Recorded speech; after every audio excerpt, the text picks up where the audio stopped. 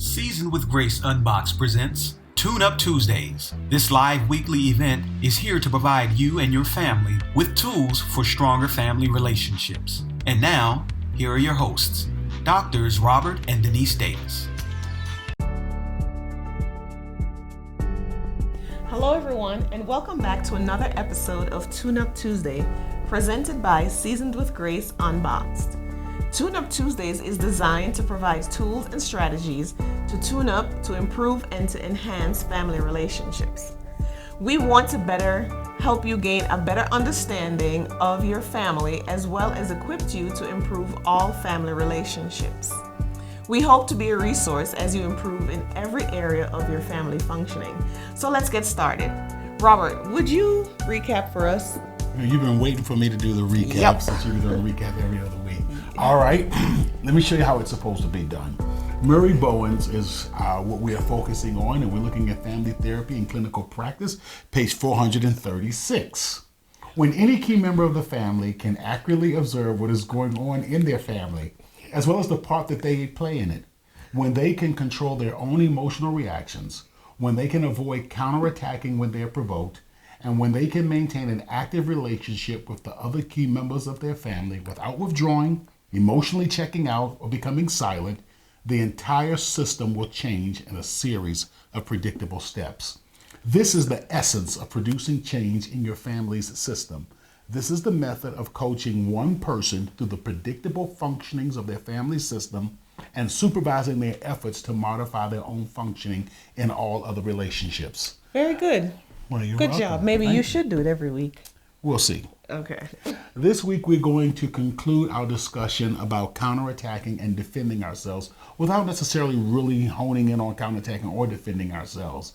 We've spent the past 5 weeks discussing controlling our emotional, we spent over 5 weeks rather, discussing controlling our emotional reactions, and counterattacking and defending was a part of that. Right. We've already explored that there is no relationship that has the potential to evoke emotional reactiveness like the family relationship because That's of the true. close nature of it. Bring out the best and worst, right? It really does. It really does. And as we've learned, when conflict arises, especially within the family context, we have a tendency to do one or two things, defend ourselves or counterattack. Okay.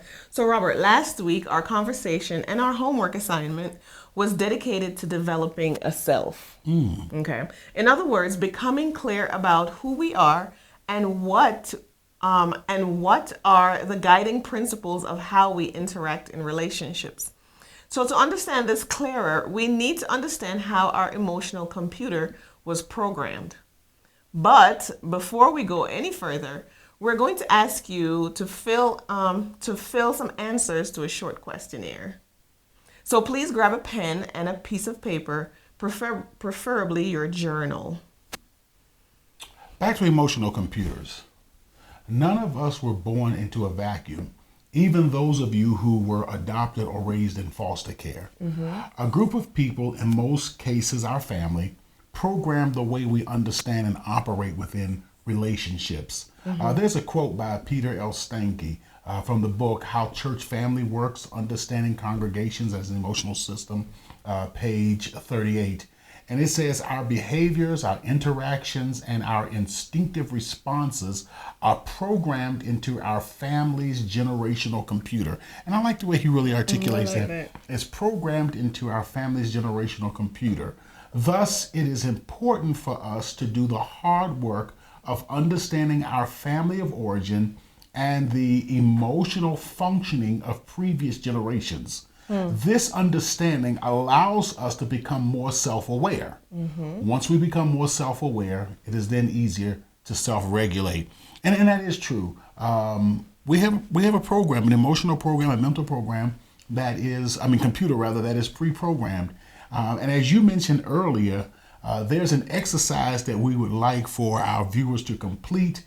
And so what we're going to do, Denise, is I guess we'll just go back and forth. I'll take the odd questions or the odd statements, and you take the even ones. And so we're going to ask you a series of questions. I'm pretty even. The purpose of these questions is to help you understand the level of how disengaged versus how enmeshed your family may have been. Or I put it another way, how distant versus how overly connected your family may have been. Okay. Please use the following scale to answer both sets of questions. Just very simple. Here's the scale. 1 would be almost never. 2 is once in a while. 3 is sometimes. 4 is frequently.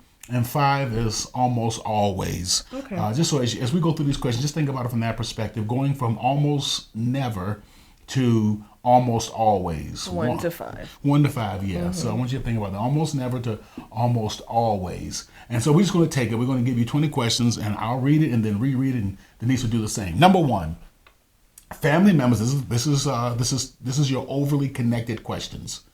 Family members ask each other for help. Family members ask each other for help. Okay. I want you to answer that from 1 to 5. Take it away. Okay. So number 2, in solving problems, the children's suggestions are followed. Number 3. I'm sorry, you was going to do it twice. Go ahead. Oh, we are? Okay.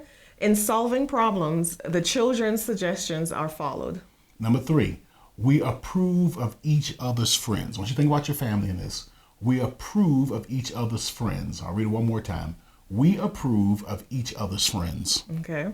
Number 4, children have a say in their discipline. That's a good one. Children have a say in their discipline. That was number 4.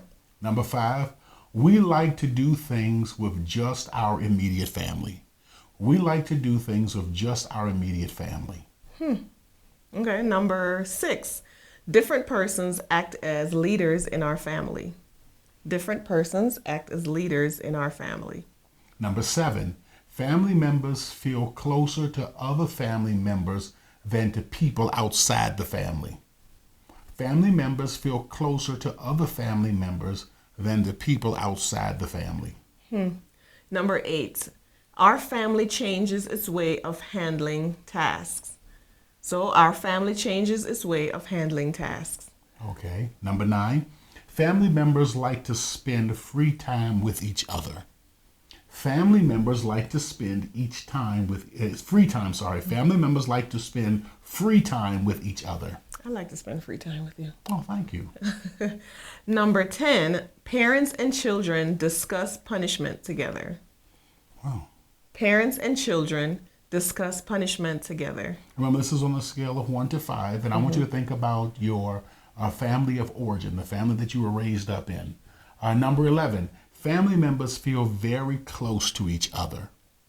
Family members feel very close to each other. Okay.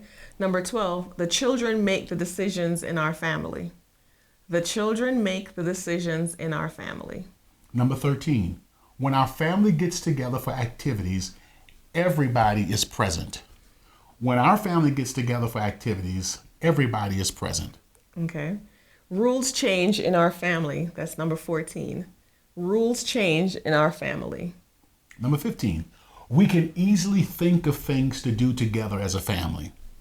We can easily think of things to do together as a family. Number 16, we shift household responsibilities from person to person. Again, we shift household responsibilities from person to person. Number 17, family members consult other family members on their decisions. Family members consult other family members on their decisions. Number 18, it is hard to identify the leaders in our family. Number 18 again, it is hard to identify the leaders in our family. Number 19, family togetherness is very important. Family togetherness is very important. And number 20, it is hard to tell who does which household chores. It is hard to tell who does which household chores. That was number 20. And so let me just give you a little background before you share with us, Denise. That questionnaire comes from Dr. Olson, who is the creator of the Prepare, Enrich premarital and marriage enrichment surveys that helps couples. Okay. So I just wanted to kind of give you a background as to where they come from. They come from Dr. David Olson out of Minnesota. I think it's Minneapolis, Minnesota, with Prepare, Enrich. Okay. All right, so first and foremost, these questions are not designed to tell you that your family is dysfunctional. So many people are throwing around the word dysfunction because a family has challenges, conflicts, or struggles. The truth is that all families have some level of challenges, conflict, or struggles. There is no such thing as a perfect family or a problem-free family. The questions you just answered are designed to help you understand how enmeshed or overly connected your family may be. The higher the level of connectedness a family has, the more individual self-identity is tied into the family system. So the higher the level that families are connected with each other, which is a good thing in some ways, but one of the byproducts of it is that that means that the individual self-identity is going to be tied more into the family system, which means you may struggle with a clear picture of who you are apart from your family. I think it's an issue of balance. It's the issue of balance. Very good word. Very good word. In other words, you may have a greater challenge of defining a self the more overly connected or the more enmeshed your family was. And I want to explain it this way, Denise. So much of who I am is defined by me being an African American. And I think and you are Jamaican, yes. And I think a lot of people can identify with that, especially who are of a minority group. A lot of who you are, a lot of your identity is defined there. So for me, a lot of who I am, a lot of my identity is defined in me being an African American. The way I view the world, the way I walk, the way I talk, the slang that I use, the language, my diction, how I greet people. These things, are really very much defined because of the way that I am, because of the fact that I am an African American.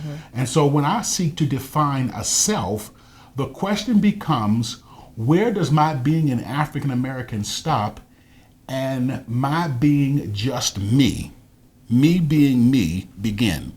So where is the difference of my identity being determined by the fact that I'm African American versus my identity, myself, being determined by me just being me? So the way I respond to certain stimuli, and let's take for instance a YouTube video or a Facebook video, and there's a police officer throwing a black teenager to the ground. My experience and my identity as an African American is going to evoke a different emotional response to seeing that same stimuli. If I was in a community, if I was out in the community and I saw police officers, I'm going to use a term that I would use, slamming someone on the police car, a 14-year-old boy, or putting their knee on the back of his neck or putting their foot on his face or something, because of who I am as an African American, is going to have a large, it's going to really dictate rather how I view it and even the emotional response that I give. So more than likely, I'm going to say something to the police, hey man, that's not necessary, or something of that nature. So my emotional reactiveness or my emotional responses will in large part be influenced by me being an African American. Okay, so what we're saying is the clearer you can become about how connected and overly influenced you are by family and or social systems, the stronger you can be at defining a self, yourself. Wow, that is profound. You mind sharing that with us one more time? I can share it again. So what we're saying is that the clearer that you can become about how connected and overly influenced you are by family, or in this case by social systems, the stronger you can be at defining a self, yourself. Those who are familiar with Bowens family systems theory understand that the hyper-tribalism we see in our politics today is a natural outgrowth of society that is overly connected and citizens who have a poorly defined self. I want to pause there. That is, but I want to just pause there for a second. So we do see a lot of tribalism in our politics. And one of the reasons that is because we have a society that has a poorly defined self. And so we also have a society that is over enmeshed and very much overly connected. And so it manifests itself as individuals responding in their clans. So if I am, so if I'm a Obama supporter, and then I identify and I group around people who are Obama supporters, then of course I'm going to respond a certain way. If I'm an anti-Obama or a Trump supporter, then what's going to happen is I'm going to respond a certain way. It's almost as if, we get to running with the pack. It's the herd mentality. I was just going to say that. We think alike. Great minds always think alike. So it's the herd mentality that you often see. Or crowd mentality is what they call it. The crowd mentality, yeah. So one person starts running and everybody starts to run. Yeah. I don't know why we're running, but somebody started running. So we start running. But therein lies a problem because it takes away the thinking. And as we've talked about coming to define ourselves, the number one step in being who you are is being able to make decisions for yourself that is influenced by the guiding principles that you want to have in your life. Okay. So I've done a lot of talking today, Denise. Would you be so kind as to give everyone the homework? I'm going to let you be the bad guy again. So I want you to give out the homework, all right? It's your turn. Yeah, I did the intro. So can you go ahead and give us the homework? All right. So for the homework, go back over the 20 previous questions, the questions that is going to be on your screen, and journal your thoughts. How did I feel about answering these questions? Number 2, what did I learn about my family, whether it's positive or negative? What did I learn about myself, positive or negative? And then go back and finish or revise last week's homework assignment. Okay. Can you read that one more time for us? One more you're trying time. to push it off on me? So we would like for you to go back over the 20 previous questions that we asked earlier and journal your thoughts about how do I feel answering these questions? How did I learn about my what did I learn about my family, whether it's positive or negative? What did I learn about myself, positive or negative? And then go back and finish or revise last week's homework assignment. Wow, that's awesome. Well, I tell you what, I'll close us out then. We are going to be back here next week at 9 p.m. Eastern Standard Time for Tune Up Tuesdays. This was an awesome episode, by the way. It was shorter. It was shorter, but it was still it was power-packed. Power-packed. They say big things come in small packages. So we want to see you back here next week at 9 p.m., not 9:30, 9 p.m. Eastern Standard Time for Tune Up Tuesdays, because even the smoothest running family needs a Tune Up Tuesday. We're going to see you next week. Thank you for watching Tune Up Tuesday. You can connect with us on Facebook or check out our website at swg-unboxed.org. That's swg-unboxed.org. Again, thank you for watching, and tune in next Tuesday at 9 p.m. Eastern Standard Time for another insightful episode of Tune Up Tuesday. Seasoned with Grace Unboxed also provides healthy relationship training and leadership development for businesses, churches, and community organizations. For a free consultation to discuss your team's needs, please contact us at our website at swg-unboxed.org. That's swg-unboxed.org.